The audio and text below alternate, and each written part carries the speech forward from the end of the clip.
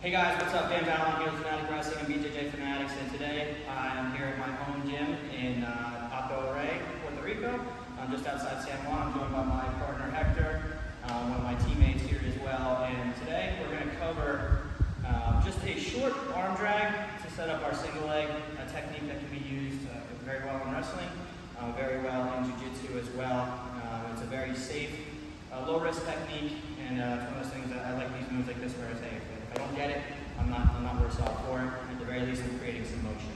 So, just getting started with this, and I like this technique if I'm facing somebody who, if we're in our stance here, and I'm attacking as a right foot lead wrestler, I shoot my high crotch to the leg that's close to you, I shoot my single leg to the one that's farther away.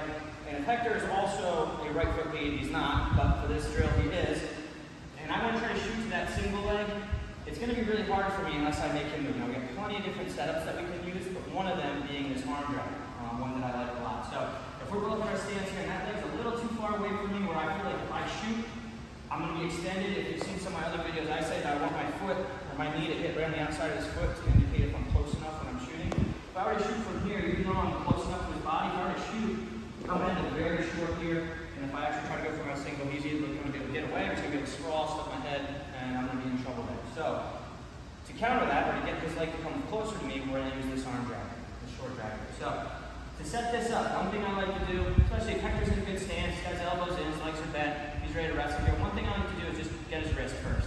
Alright, I'm not going to just reach straight for my arm drag, I'm going to collect the wrist.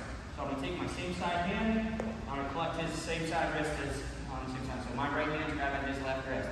Right here. Now, once I get this, my key, he might still have his elbows in, he could be holding kind of a pretty good stance. I need to create some space, because my goal is to get underneath the back of his tricep. Alright? And catch him on his tricep. So I'm not going to be able to do that if he's got a good stance, his elbows are in. So my goal first is to pull his arm down and away from his body. Just a little bit. I don't want to literally pull him into my leg here, but I want to pull enough that I can get that separation here. Now his arm's away from his body. Now when we're doing this realistically at a more live speed, it's a little bit faster, but this, just showing you guys this purpose, do a little slower. So I pull his arm, separate from his body. From here, I'm going to take my outside hand, reaching up to the tricep.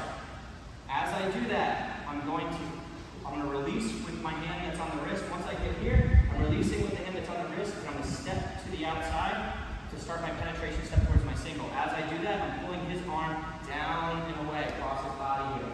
What I don't want to do, similarly to pulling on his wrist, I don't want to pull him directly into my leg.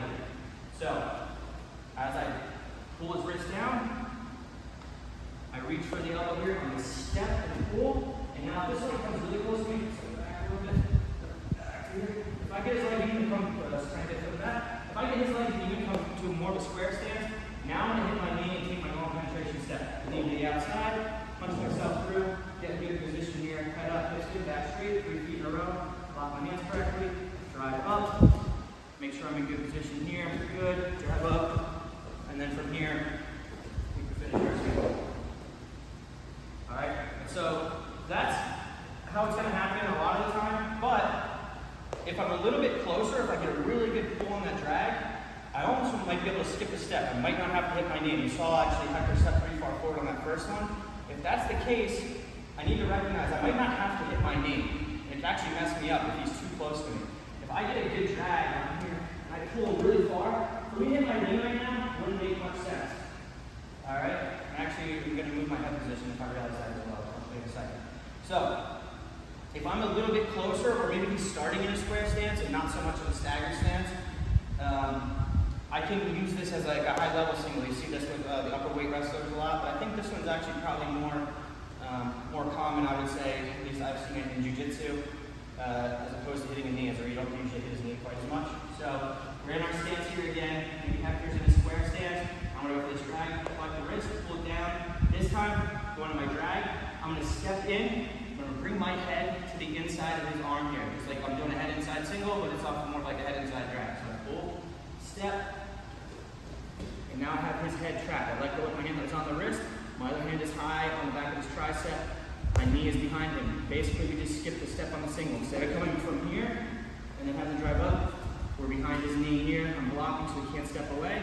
Now I can let go of the hand that's on his arm. I can lock, drive up, and now we're back to this position here where I should be able to to see if I'm in good position here. Drive up. Now, we have our single in the air. Again, we can finish. Not so much focus on the finish here as we are on the setup. So let's show from the opposite side quickly. So I'll do the first one where I hit my knee. So we're in our stance, get the wrist, pull down. Come up to the full step. Yep. So here, pull, drive, my single. See him there? He stepped a little further than I would need to hit my knee. But let's just say that he stepped a little bit further back. From here, one on my single. Plant my foot, good position, drive up. Drive again. Hook to the armpit. Back trip. And then do one more time. If he steps closer, again, I've seen this happen a little bit more in jiu-jitsu, where I pull this arm and I step, realizing that he's probably going to step further. I want to put my here, the inside of his bicep, and then we're going to exchange. The hand that's doing the drag is going to stay holding on. You might be able to see from this angle. And the hand that's on the wrist is going to attack the leg. So here, step, attack my single. And I hit my knee, I step here. And then now I can drive up. And we can hook, finish our single leg from there.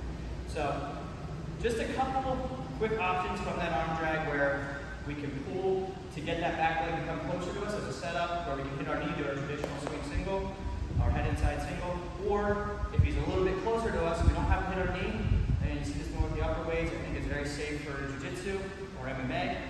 Drag that in, bring our head to the inside, and get our high level single. Skip that step, make it a little bit quicker, bring it up, and finish the single.